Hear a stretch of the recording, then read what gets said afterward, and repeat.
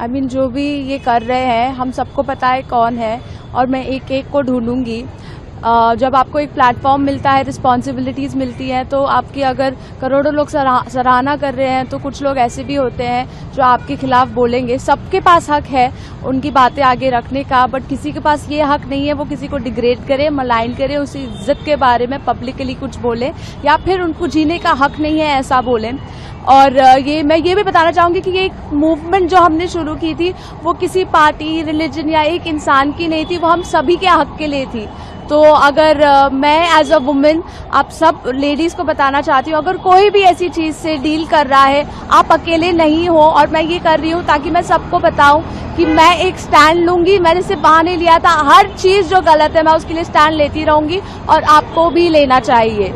So please डरे नहीं, डटे रहे, और अगर आप क्राई करेंगे सो वो एक वीकनेस का साइन नहीं है, इसका मतलब आप इस जो बुरी चीज आपके साथ हो रही है उसमें भी आप स्ट्रांग हैं, और जो भी ये कर रहे हैं मैं आपको पकड़ूंगी और अपने आप को न्याय दिलाऊंगी। आई मीन उनका जो इस्तीफा दिया गया है वो बस आधा कदम था, जैसे कि मैंने पहले भी बोला था, एक कदम का वो आधा कदम था जो इंट्रोड्यूस हुए हैं उनके बदले उनकी भी काफ़ी जिम्मेदारियां बढ़ चुकी हैं। अब देखते हैं वो इस जिम्मेदारियों को कैसे निभाते हैं। बट ये जो हमने चक्र शुरू किया है अपने भारत के फ्लैग का, तो उसमें चक्र का यही मतलब होता है कि वो हमेशा कंटिन्यूस प्रोग्रेस की तरफ बढ़ता रहे, तो ये रुके नहीं, ये हम सबकी और गवर्नमेंट की भी जिम्मेदारी होती है। आपने कंप्लेंट साइबर क्राइम में की है, किस तरह से ऑनलाइन क्या क्या?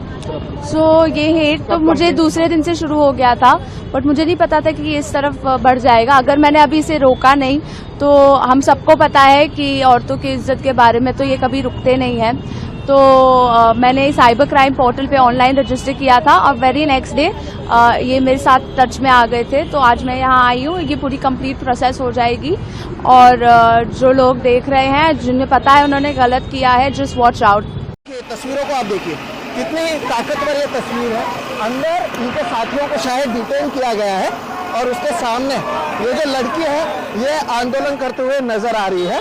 अब ये दर्शाता है कि लोगों में गुस्सा नहीं रहा है। ये महिला शक्ति जिसकी बात करते हैं, इसी को देवेंद्र फडणवीस भारतीय जनता पार्टी का लोग लाडली बहन कहते हैं, और अब वही लाडली बहन जो है वो आ रही है और इन गाड़ियों के सामने खड़ी हुई है। ये युवाओं की ताकत है, यहाँ पर नहीं ले जाने दे रहे हैं। ये एक नई तस्वीर जो है वो सामने आई है, लेकिन ये महिला अकेले जो खड़ी है यहाँ पर, ये एक तरीके से सबूत है कि लोग डरना छोड़ देते हैं, आज़ादी के नारे लगाए जा रहे हैं, और ये एक आंदोलन है। जो ये तस्वीरें हैं ये मुझे लगता है मुंबई के लोग याद रखेंगे, और बड़े पैमाने पर वो अब भी हैं। कई लोग आए थे गए, लेकिन वो महिला अब भी वहीं पर खड़ी है। अब भी उसी तरह से ये आंदोलन है, चल रहा है। अंदर उनके लोगों को पकड़ लिया गया है, लेकिन अब भी ये खड़ी है। क्या आपको लगता है कोई पॉलिटिकल पार्टी की है?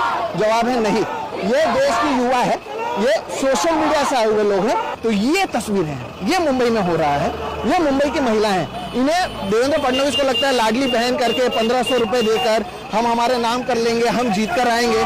तो ये कॉन्फिडेंस भी आप देखिएगा, इन तस्वीरों को आप देखिएगा, ताकि आपको पता चले कि किस तरह से चीजें होती हैं। और लोग जो हैं एक एक करके आ रहे हैं, गाड़ी के सामने खड़े हो गए हैं। तो ये सच्चाई है, ये तो आप देखिएगा। इन्हीं तस्वीरों से आप समझ सकते हैं कि ये जो आंदोलन है किस तरह से हो रहा है, और